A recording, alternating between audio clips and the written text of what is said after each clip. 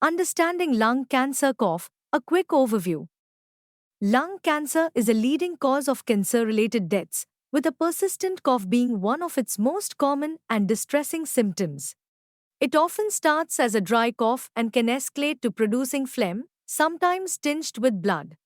Early detection is crucial for better prognosis, so recognizing cough patterns is vital.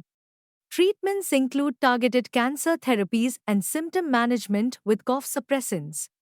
Environmental factors like smoking also play a role in lung related coughs.